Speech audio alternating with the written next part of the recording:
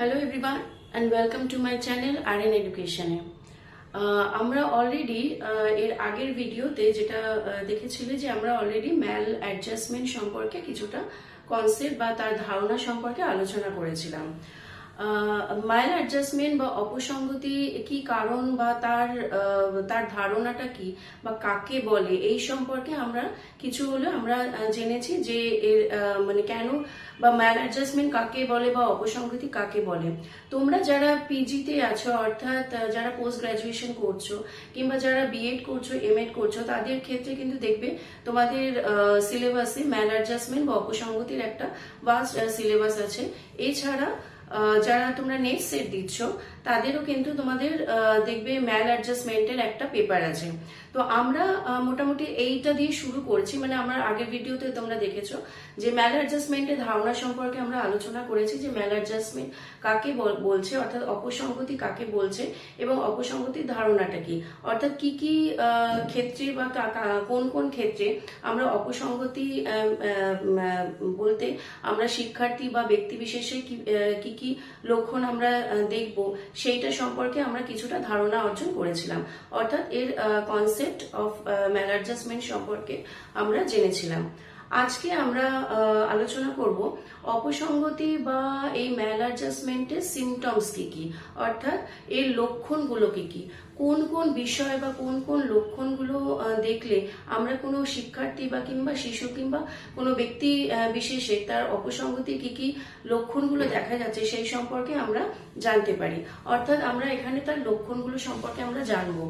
তাহলে চলো আমরা আজকে এই ছোট্ট ভিডিওর মধ্যে আমরা কিছু লক্ষণ সম্পর্কে আমরা জেনে নেব, অর্থাৎ হচ্ছে সিমটমস অফ ম্যাল অ্যাডজাস্টমেন্ট, কি কি লক্ষণগুলো দেখলে আমরা কোনো ব্যক্তির বা শিক্ষার্থীর ম্যাল অ্যাডজাস্টমেন্ট আছে বলে আমরা মনে করতে পারি। তাহলে আজকে চলো আমরা হয়তো এই পুরো ভিডিওর মধ্যে পুরোটা আলোচনা আমি করতে পারবো না, কিন্তু এর অন্তত কয়েকটা মেন যে পয়েন্ট আছে সেই সম্পর্কে আমরা আজকে আলোচনা করব। তাহলে চলো আমরা শুরু করি আমাদের আজকের এই topic, symptoms of maladjustment বা ম্যাল অ্যাডজাস্টমেন্টের লক্ষণগুলো কি কি। আগে বললাম যে সিমটমস অফ ম্যাল অ্যাডজাস্টমেন্ট বা অপসঙ্গতির লক্ষণগুলো কি। প্রথমেই আমরা একটা দেখছি যে উইথড্রল আর রিট্রিট, অর্থাৎ উইথড্রল মানে হচ্ছে কোনো কিছু থেকে নিজেকে পালিয়ে নেওয়া, অর্থাৎ কোনো বিপদ বা কোনো কিছু বাধার সম্মুখীন যখন আমরা হব বা হওয়ার মানে সম্ভাবনা আছে বলে আমরা মনে করছি, তখন আমরা কি করি, উইথড্রল বা রিট্রিট করি, অর্থাৎ সেই বাধা বা সেই বিপত্তি বা কোনো একটা যদি কোনো সমস্যার সম্মুখীন হই আমরা সেই জায়গা থেকে হঠাৎ করে পালিয়ে আসার চেষ্টা করি। অর্থাৎ এখানে নানান রকমের অজুহাত দিয়ে বিভিন্ন ব্যক্তি কিংবা তার শিক্ষার্থী কিংবা শিশু সেই জায়গা থেকে পলায়ন করার চেষ্টা করে, অর্থাৎ এখানে একটা পলায়ন প্রবৃত্তি কাজ করে তার মনের মধ্যে, কারণ এখানে আমাকে মানে সেই ব্যক্তি বিশেষে তার মানসিক চেতনার মধ্যে এই বিষয়টা কাজ করে যে আমাকে এর জন্য অতিরিক্ত পরিশ্রম করতে হবে। যেমন ধরা যাক ছোট শিশুদের ক্ষেত্রে এটা বেশি দেখা যায়, যেটা হচ্ছে যে বাচ্চাদেরকে যখনই পড়াতে বসানোর আমরা চেষ্টা করি বা পড়তে বসে তখনই তাদের একটা জাস্ট একটা অজুহাত দেওয়ার চেষ্টা করে, যেটা হচ্ছে আমার ঘুম পাচ্ছে, অর্থাৎ ওরা কি করে তাড়াতাড়ি ঘুমিয়ে পড়ার চেষ্টা করে, এক নম্বর। সেকেন্ড আরেকটা যেটা সিমটমস দেখা যায়, এটা বয়স্ক মানুষদের ক্ষেত্রে বেশি দেখা যায়, কোনো কিছু পরিশ্রম করার অজুহাত মানে পরিশ্রম করতে হবে এই বিষয়টা ভেবে তারা কিন্তু বিভিন্ন শারীরিক অসুস্থতা দোহাই দেয়, অর্থাৎ কি হচ্ছে মানে তাকে যদি তাকে সচেতন মানে সুস্থতা রক্ষা করার জন্যই বিভিন্ন ডাক্তারি যে বা ক্লিনিক্যাল যে সাজেশন গুলো দেওয়া হয়, যেমন হাঁটতে যাওয়া, ব্যায়াম করা, প্রাণায়াম করা, এই জিনিসগুলো কিন্তু অ্যাকচুয়ালি একটা কিন্তু শারীরিক পরিশ্রমের মধ্যেও পড়ে, কারণ হাঁটতে যাওয়া মানে হচ্ছে আমাকে 1 কিলোমিটার হাঁটতে যাওয়ার মধ্যেও কিন্তু আমার একটা পরিশ্রম লাগছে। সো এই পরিশ্রমটাকে তারা নিবৃত্তি করার জন্য, অর্থাৎ সেখান থেকে পালিয়ে আসার জন্য তারা কি কি দোহাই দেবে, না আমার আজকে পায়ে ব্যথা, না আমার আজকে বিভিন্ন শরীর খারাপ রয়েছে, এইভাবে তারা কিন্তু নিজের সেই সিচুয়েশনটা থেকে বেরিয়ে আসার জন্য নানান রকমের অজুহাত দিয়ে সেই পালিয়ে আসার চেষ্টা করে। তাহলে সেই বিষয়টা হচ্ছে উইথড্রল আর রিট্রিট, অর্থাৎ এটা হচ্ছে তার ব্যক্তি সত্তার সাথে সামাজিক যে চাহিদা বা তার চেতন মনের সাথে সামঞ্জস্য হচ্ছে না, অর্থাৎ যে ইমব্যালেন্স যে বিষয়টা আসছে, অর্থাৎ আমার বেসিক নিড অর্থাৎ হচ্ছে মেন্টাল নিড এর সাথে আমার সোশ্যাল নিড বা সোশ্যাল যে অ্যাটমসফিয়ার রয়েছে, সোশ্যাল যে রিট্রিট গুলো রয়েছে, তার সাথে আমার একটা কোথাও ব্যালেন্স বা বলতে পারো যে এখানে একটা সামঞ্জস্যতা রক্ষা করতে ভারসাম্যতা সৃষ্টি হচ্ছে না। অর্থাৎ ভারসাম্য যখনই আমার হবে না, তখনই কিন্তু আমার একটা ইমব্যালেন্সমেন্ট আসবে, এবং এখান থেকেই কিন্তু সেই বিষয় থেকে আমার নিজেকে পালিয়ে বেড়ানোর একটা মানসিকতা সৃষ্টি হয়।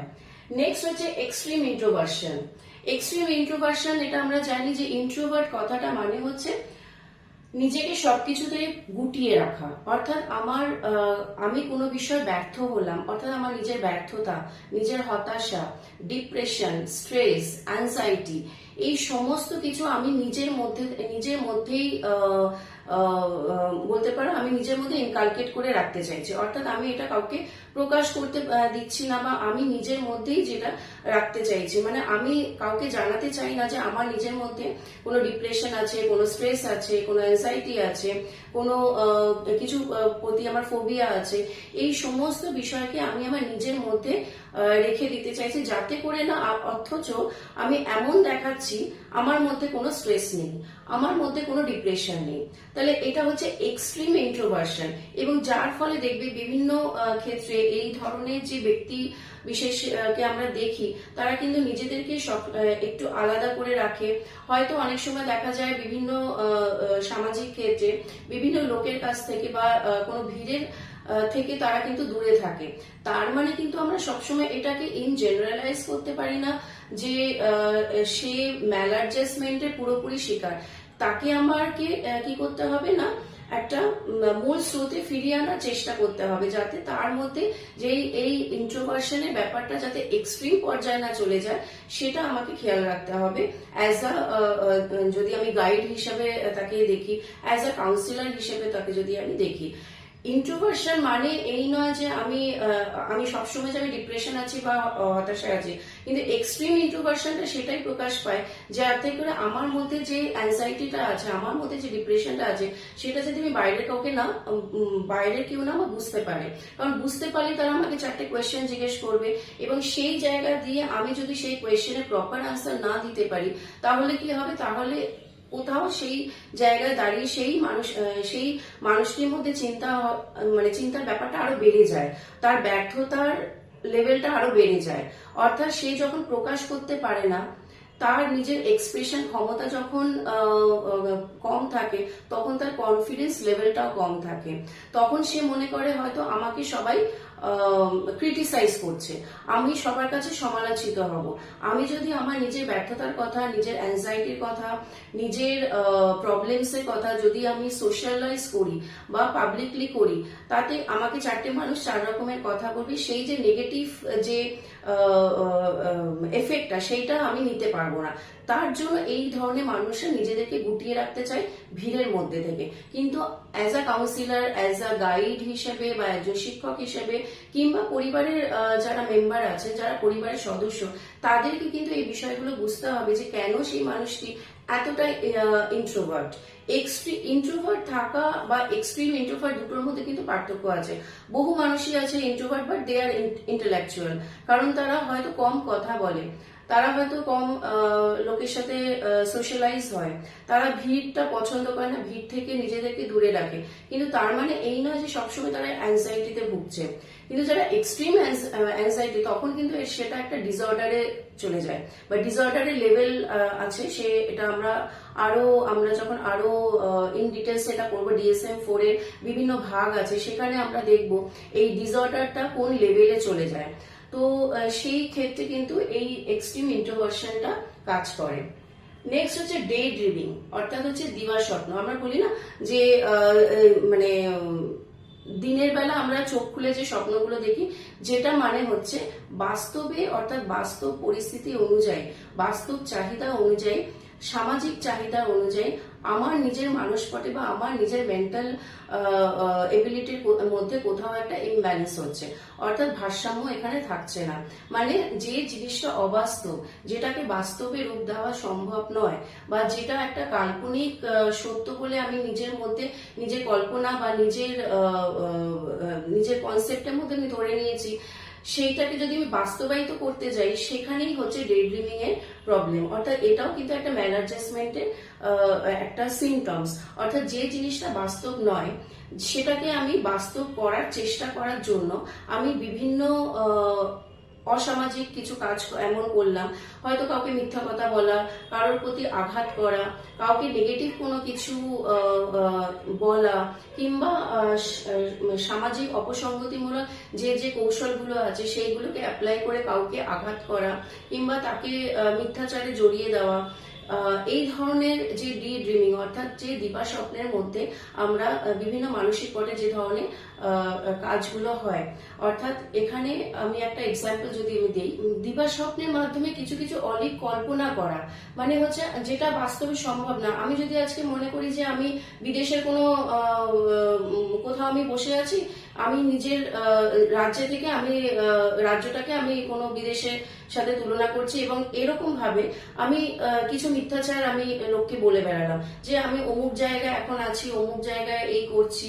বিভিন্ন এই ধরনের ব্যক্তি আমরা যদি একটু লক্ষ্য করি, আমরা কিন্তু এই ধরনের মানুষজনও দেখতে পাই। হয়তো সে সেই জায়গায় হয়তো উপস্থিত নয়, কিন্তু সে এমন দেখাচ্ছে সে অন্য কোনো একটা বিশাল কোনো রাজপ্রাসাদে রয়েছে, কিংবা এই ধরনের কোনো বিদেশি কোনো এনভায়রনমেন্টে সে নিজেকে একটা রিপ্রেজেন্ট করছে। কোনো এমন আধিকারিকের ক্ষেত্র হতে পারে, বিভিন্ন অফিসিয়াল যে আধিকারিক যারা থাকেন তাদের মতো করে নিজেকে দেখানো। এই ব্যাপারটাও কিন্তু একটা অলিক কল্পনা বা মিথ্যাচারে তারা আশ্রয় নিচ্ছে। কেন নিচ্ছে না, তাদের যে মানসিক চাহিদা তার সাথে সামাজিক চাহিদার মধ্যে কিন্তু ইমব্যালেন্স রাখছে, অর্থাৎ ভারসাম্য কোথাও একটা ডিসব্যালেন্স হচ্ছে, যার ফলে তারা দিবা স্বপ্নের মাধ্যমে নিজেদের অস্তিত্বটাকে বজায় রাখার চেষ্টা করে। অর্থাৎ আমি কি বা আমি কিভাবে নিজেকে রিপ্রেজেন্ট করছি, সেটা কিন্তু তারা একটা ডে ড্রিমিং এর মধ্যে কাজ করছে। নেক্সট হচ্ছে রেশনালাইজেশন। অর্থাৎ রেশনালাইজেশন হচ্ছে যুক্তিকরণ। যুক্তিকরণ মানে হচ্ছে আমি যে ভুলটা করছি, বা বিভিন্ন এই ধরনের ব্যক্তি বিশেষ বা শিক্ষার্থী বলো বা বিভিন্ন শিশুদের ক্ষেত্রেও দেখা যায় যে আমি যে ভুলটা করছি সেই ভুলটার পেছনে বিভিন্ন যুক্তি খাটাচ্ছি। অর্থাৎ আমি এখানে দেখা যেতে পারে যে বিভিন্ন পরীক্ষার সময় আমরা এই জিনিসগুলো দেখি, যে ধরো কোনো কারণে আমার রেজাল্ট খারাপ হলো, বা আমি প্রপার সেই নাম্বারটা আমি আনতে পারলাম না, তার জবাবদিহি করার জন্য আমি পেছনে অনেক রকমের এক্সকিউজ দিয়ে রেখেছি, বা এক্সকিউজ আমি তৈরি করে রেখেছি। কি কি তৈরি করে রেখেছি, যে অমুকের জন্য আমার এটা হয়নি, বা ক্লাসরুমটা প্রপার ছিল না বলে আমি পরীক্ষাটা দিতে পারিনি। তার মানে কি আমি একটা যুক্তি খাড়া করছি। বা কোনো যদি রেজাল্ট খারাপ হয়, এই বিষয়গুলো রেজাল্টের সাথে অনেক বেশি রিলেটেড, যে যখনই কোনো রেজাল্ট খারাপ হয় কোনো শিক্ষার্থীর কিংবা কোনো স্টুডেন্টের, দেখা যায় তারা সেই রেজাল্ট খারাপের পেছনে বিভিন্ন যুক্তি তৈরি করতে থাকে। কিরকম না, টিচার ভালো পড়ায়নি, অর্থাৎ শিক্ষক ভালো করে আমাকে গাইড করেনি, তার জন্য আমার রেজাল্টটা খারাপ হয়েছে। আবার কি হয়, যদি আমি বলি যে আমি কোনো কাজ করতে যাচ্ছি বা কোনো একটা প্রজেক্ট তৈরি করতে যাচ্ছি, সেই প্রজেক্টটা তৈরি করার জন্য আমি সেই প্রপার টাইমিং তো আমাদের প্রত্যেকে মেনটেন করতে হয়, সেই প্রপার টাইমিং এর মধ্যে আমি যদি না দিতে পারি বা আমি সেটা সাবমিট করতে না পারি, তখন আমরা বিভিন্ন যুক্তি খাড়া করতে মানে খাড়া করতে চাই। কিরকম যুক্তি না, আমার শরীর খারাপ হয়েছিল, না আমার মানে পারিবারিক কিছু সমস্যা ছিল, তার জন্য আমি ওই ডেডলাইনের মধ্যে আমি রিপোর্টটা জমা দিতে পারিনি, আমার রাস্তায় আসতে দেরি হয়ে গেছে, বিভিন্ন যানবাহনের কিছু বাধা বিপত্তির মধ্যে দিয়ে আমাকে আসতে হয়েছে, তার জন্য আমার আসতে দেরি হয়ে গেছে, সেই জন্য আমি আজকে আমার এই রিপোর্টটা জমা দিতে পারলাম না।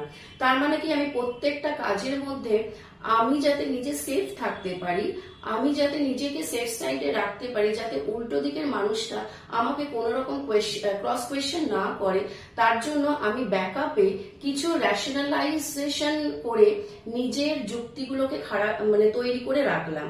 অর্থাৎ সেই যুক্তির ওপরে বেস করে আমি আমার কাজটাকে প্রডিউস করব, যাতে কিনা অন্যদিকের মানুষটা আমাকে কিছু বলতে না পারে। তার মানে কি, আমি আমার যে মাইনাস পয়েন্ট, আমার যে বলতে পারো যে আমার যে নেগেটিভ যে বিষয়গুলো, সেগুলো যাতে অন্য মানুষের কাছে প্রকাশ না পায়, এইটা হচ্ছে যৌক্তিকরণ। নেক্সট হচ্ছে প্রজেকশন। প্রজেকশনটাও কিন্তু অনেকটা সিমিলারলি সেমই, অর্থাৎ প্রক্ষেপণ করা, অর্থাৎ আমার নিজের কোনো দোষ কিংবা কোনো ত্রুটি অন্যের ওপরে সহজে চাপিয়ে দেওয়া। অর্থাৎ হচ্ছে আমি কোনো বিষয় বা কোনো আমার মানসিক চেতনার মধ্যে যদি কোনো কোথাও বাধা সৃষ্টি হয়, কিংবা আমি কোনো কাজে যদি দুর্বল হই বা আমি কোনো কাজ করতে অক্ষম হই, সেই বিষয়গুলো অন্যের ওপরে চাপিয়ে দেওয়া। এক্ষেত্রে আমি এর আগেও একটা উদাহরণ বললাম, বেশিরভাগ ক্ষেত্রে দেখা যায় যে শ্রেণীকক্ষে যে শিক্ষার্থীরা আছে, তারা যখন তারা ফেল করে ক্লাসে, তখন কিন্তু পুরো দোষটা চাপিয়ে দেয় কিন্তু পরীক্ষকের বিরুদ্ধে। আবার এরকমও দেখা যায় বিভিন্ন চাকরির ক্ষেত্রে, যখন কোনো নিচু তলার শ্রেণীর কোনো কর্মী তার কোনো অক্ষমতার বা দুর্বলতার বিষয়টি, তার অক্ষমতার জায়গাটাকে যাতে চাপিয়ে চাপা দেওয়া যায়, সেই বিষয়টা কিন্তু তারা উপরওয়ালার উপরে চাপিয়ে দেয়। উপরওয়ালার বিরুদ্ধে নানান রকমের মিথ্যাচার বা কোনো রকমের বলা যায় যে সাংগঠনিক বা আধিকারিক জড়িত যে ধরনের বিষয়গুলো থাকে, বিভিন্ন মিথ্যা অপবাদ, এই ধরনের বিষয় তার উপরে চাপিয়ে দিয়ে সে নিজেকে আস্তে আস্তে গুটিয়ে নেওয়ার চেষ্টা করে, যাতে কিনা অন্য কোনো থার্ড পার্সন, অর্থাৎ সেই সংগঠনের অন্যান্য যারা সদস্যরা আছে, তার উপরে কোনো রকম সে সন্দেহ না করতে পারে।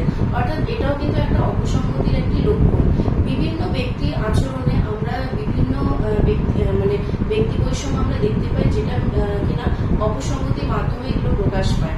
অপসংগতি হচ্ছে কিন্তু প্রত্যেকটা মানুষের একটি চারিত্রিক এবং আচরণগত দোষ বা ত্রুটি, যা কিনা আমাদের মানসিক শক্তি এবং আমাদের সামাজিক যে প্রতিষ্ঠান বা সামাজিক যে চাহিদা কিংবা সামাজিক যে কৌশলগুলো আছে, সামাজিক যে মূল্যবোধগুলো আছে, সেক্ষেত্রে কোথাও একটা সামঞ্জস্য বা ভারসাম্যের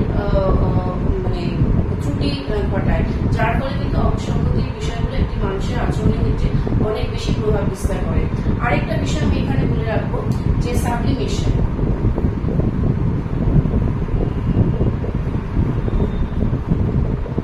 অর্থাৎ সাবলিমেশন বলতে এখানে নিজের যে দোষ বা ত্রুটি গুলো আছে, যে মানসিক অচেতন, আমাদের যে অচেতন মনের যে মানসিক শক্তিগুলো আছে, সেগুলোকে কোথাও আমরা অবদমন করার চেষ্টা করছি। অর্থাৎ মানসিক শক্তি বা মানসিক ত্রুটিগুলোকে কোথাও আমরা হ্রাস করার চেষ্টা করি। তার জন্য আমরা কোনো কিছুর আশ্রয় পেতে চাই। অর্থাৎ যদি আমি এখানে একটা এক্সাম্পল দিই, বিভিন্ন যারা সন্তানহীনা নারী আছে, অর্থাৎ যারা কিন্তু সন্তান নেই, তারা অনেক সময় এটা কি করে, বিভিন্ন যে এনজিওস গুলো আছে কিংবা শিশু সাংগঠনিক যে সংস্থাগুলো আছে, অর্থাৎ শিশুদেরকে, ছোট ছোট বাচ্চা কিংবা শিশুদেরকে নিয়ে যারা কাজ করে, সেই জায়গায় তারা নিজেরা যোগদান করে। কেন করে? কারণ তার যে বলতে পারো যে সন্তান নেই, সেই যে ব্যর্থতা বলো কি, তার যে একটা শূন্যতা, তার মনের মধ্যে যে শূন্যতাটাকে সে পরিপূর্ণ করার চেষ্টা করে সেই সমস্ত সংগঠনের সাথে যোগসূত্র বেঁধে। অর্থাৎ সেখানে যে অন্যান্য যে বাচ্চারা থাকে, অন্যান্য যে বাচ্চাদের সাথে তার যে নিজের একটা আত্মীয়তা তৈরি হওয়া, সেটা কিন্তু একটা যোগসূত্র তৈরি করছে। কিন্তু মানসিক ক্ষেত্রে কিন্তু দেখা যাচ্ছে যে এই যে সাবলিমেশন, অর্থাৎ আমার যেটা নেই সেটা আমি অন্য জায়গায় গিয়ে সেটা পরিপূর্ণ করছি। এটা কিন্তু অনেক সময় পজিটিভও হয় কিছু কিছু ক্ষেত্রে, কিন্তু বেশিরভাগ ক্ষেত্রে দেখা যায় কিন্তু এটার একটা নেগেটিভ এফেক্ট পড়ে সেই মাতৃহীনা মায়ের উপরে, যার ফলে সে তার যে শূন্যতাটা আছে, সেই শূন্যতার সাথে সামাজিক যে চাহিদা বা সামাজিক যে যে নিডসগুলো সেইগুলোর সাথে সে নিজেকে খাপ খাওয়াতে পারে না, অর্থাৎ সেই সামঞ্জস্যতা রক্ষা করতে পারে না। তার অবদমন মনে যে মানসিক চিন্তাধারাটা আছে সেখানে সেই অপসংগতি হ্রাস করতে সে চেষ্টা করে, অর্থাৎ নিজের যে ক্ষমতা বা নিজের যে ভালো থাকার ব্যাপারটা সেই বিষয়টা কিন্তু সেই জায়গা থেকে তারা পূরণ করার চেষ্টা করে। এখানে কিন্তু অপসংগতি কোথাও মানে বিষয়টা কিন্তু আরো বেড়েই যায় বলা যায়। ম্যাল অ্যাডজাস্টমেন্টের যে লেভেলটা সেটা কিন্তু আরো বেড়েই যায়। সে কিন্তু আদৌ বাস্তবটাকে স্বীকার করতে চায় না। বাস্তবটা সে যতক্ষণ না স্বীকার করবে, বাস্তব পরিস্থিতির সাথে যতক্ষণ না আমরা যে বলি না যে মানে সত্যকে অবশ্যই আমাদেরকে মেনে নেওয়া উচিত, সত্যকে যতক্ষণ না সে মানুষটি মেনে নিচ্ছে ততক্ষণ কিন্তু তার মধ্যে সে অপসংগতি বা ম্যাল অ্যাডজাস্টমেন্টের প্রবলেমটা থেকে যাচ্ছে। অর্থাৎ তার এখানে ইগো বলো সবকিছুই কিন্তু এখানে ডিসব্যালেন্সের একটা প্রবাবিলিটি এসে যায়। সুতরাং আজকে আমরা আলোচনা করলাম, তার মানে এই ধরনের বিষয়গুলো আমরা দেখলাম যে এখানে আমরা আজকে আমাদের 6টা বিষয় আমরা আলোচনা করলাম যে অপসংগতির কোন সিমটমস গুলো কি কি, একটি মানুষকে আমরা কোন কোন বিষয়গুলো দেখলে তার চারিত্রিক আচরণের মধ্যে যে অপসংগতিগুলো দেখা যাচ্ছে, কোন কোন লক্ষণগুলো দেখা গেলে এই ধরনের বিষয়গুলো আমরা তার মধ্যে লক্ষ্য করি, অর্থাৎ অপসংগতির সিমটমস গুলো আমরা এই বিষয়গুলো আমরা দেখতে পাচ্ছি। তোমরা যদি মনে করো তাহলে এই পয়েন্টগুলোর একটা স্ক্রিনশট তুলে রাখতে পারো। আমি পুরোটাই মোটামুটি আলোচনা করে দিয়েছি শর্ট ফর্মে, কারণ এই ব্যাপারটা না অনেকটা বড়, এটা এতটা পুরোটা একসাথে একটা ভিডিওর মধ্যে করা সম্ভব নয় আলোচনা করা। সুতরাং আমি এর পরবর্তীকালে আরো কিছু কিছু পয়েন্ট আছে, কয়েকটা পয়েন্ট সেগুলো আমি নেক্সট ভিডিওতে আমি চেষ্টা করবো আমি নিয়ে আসার। ততক্ষণ যদি তোমাদের কোনো ফিডব্যাক থাকে বা এই টপিক সম্পর্কে যদি কোনো কোয়ারিজ থাকে অবশ্যই আমাকে কমেন্ট বক্সে জানাবে। আর আমার সাথে যদি তোমরা কন্ট্যাক্ট করতে চাও কিংবা কোনো 1-to-1 সেশনে দরকার হয় সেটাও আমাকে কমেন্ট বক্সে জানাতে, আমি সেই হিসাবে তোমাদের সাথে কন্ট্যাক্ট করে নেবো। আর যদি কোনো রকমের এই রিলেটেড বা এই পেপার রিলেটেড আর কিছু কোয়ারিজ থাকে, কোনো বিষয় যদি চাইছো যে একটু ডিসকাস করলে ভালো হয় বা টপিকটা সম্পর্কে জানালে ভালো হয় সেটাও কিন্তু আমাকে কমেন্ট বক্সে আমাকে জানাবে। আর আশা করি তোমরা নেক্সট যারা নেক্সট সেটের প্রিপারেশন নিচ্ছ তারাও কিন্তু তোমাদের সিলেবাসের মধ্যে এই পেপারটা পেয়ে যাবে। এই পেপারটা কিন্তু অনেকগুলো বিষয় আছে, ইন ফিউচারে আমি চেষ্টা করবো আস্তে আস্তে এই বিষয়গুলো নিয়ে আলোচনা করার। আজকে তাহলে আমাদের ভিডিওটা এই অবধি আলোচনা করলাম, আশা করি তোমাদের একটু হলেও হেল্প হবে তোমাদের নিজেদের নোটস তৈরি করতে। তাহলে দেখা হবে তোমাদের সাথে নেক্সট ভিডিওতে, খুব তাড়াতাড়ি নেক্সট ভিডিওতে আমি নিয়ে আসবো এই সংক্রান্ত আরো কিছু কিছু টপিক যেটা কিনা তোমাদের পেপার রেডি করতে সুবিধা হবে। তাহলে যদি ভিডিওটা ভালো লেগে থাকে ভিডিওকে অবশ্যই লাইক শেয়ার সাবস্ক্রাইব করে দিও। So thank you, thanks for watching.